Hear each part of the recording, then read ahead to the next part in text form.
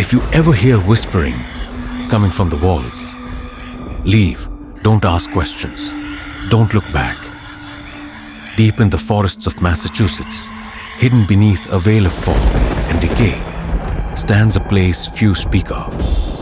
A place where screams once echoed and whispers still linger. It was once called salvation for the mentally ill, but Briarcliff Asylum became something else entirely. A building soaked in suffering, inhuman experiments, and stories that refuse to die. Constructed in 1908, Briarcliff Asylum was built on 12 acres of forested land, originally run by the Sisters of the Black Mercy, a now defunct religious order known for unconventional healing methods. The stone used to build it was quarried from the same hillside where 150 years earlier, 5 women were burned at the stake for witchcraft. The locals said the ground was cursed, but the developers ignored the warnings. Within just 3 years, the institution was overcrowded, and soon, the first patient disappeared.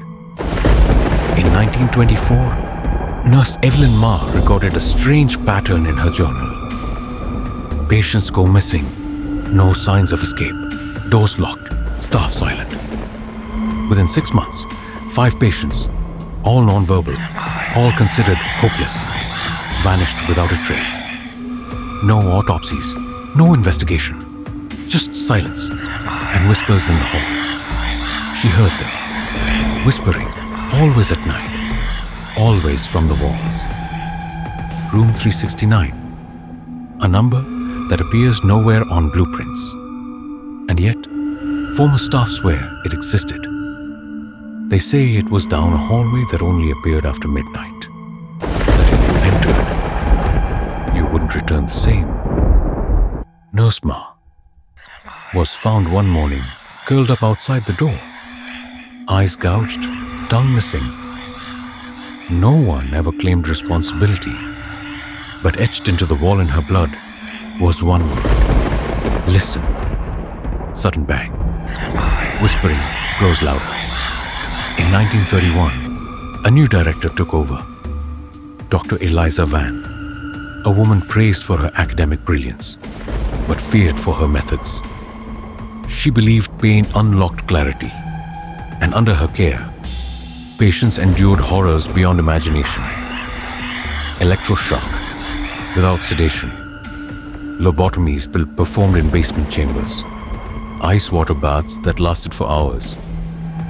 She said she could hear their minds, whispering truths no one else could hear.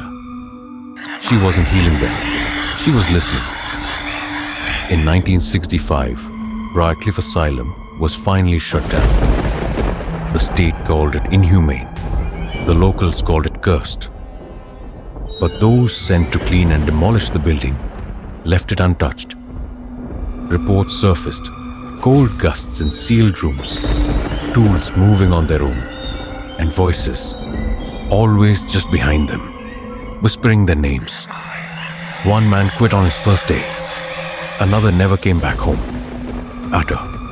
In 1978, 2 teens broke in. Only one left alive. She ran for miles, eyes wild, mouth muttering one thing over and over again. The walls are alive. The walls are alive. The walls are alive. Then came the footage. Between 1985 and 1999, urban explorers began filming their visits to Briarcliff. Most found nothing. A few captured things no one could explain. Walls moving slightly, shadows reaching out, and whispers forming sentences. Pause. Tension builds.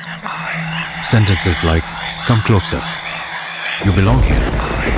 Don't leave me." March 12, 1994. 4 students, 1 camcorder, a dare.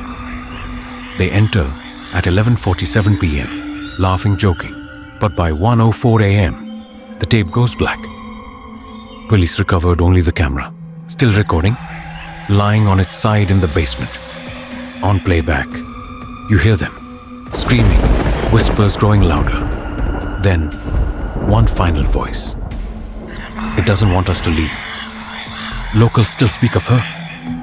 A woman in a white uniform, blood on her shoes, wandering the woods near the asylum at dusk. She cries for help, but if you follow, you vanish. 4 disappearances in 2006 alone, each preceded by a report of a woman weeping near the trees. Is it a ghost? Or is she still trying to escape from whatever is trapped inside Briarcliff? In 2018, a team of professional ghost hunters was granted access to Briarcliff. We set up motion sensors, night vision, thermal cameras. At 2:13 a.m., every camera froze. Then, sudden movement. One team member was found outside, unconscious, eyes open, repeating one word, whisper. They never returned, and all the footage erased. But the truth came later, when an audio engineer enhanced the last recordings from the lost 1994 tape. Hidden under static, beneath the screams, were voices, too many voices, and one clear message.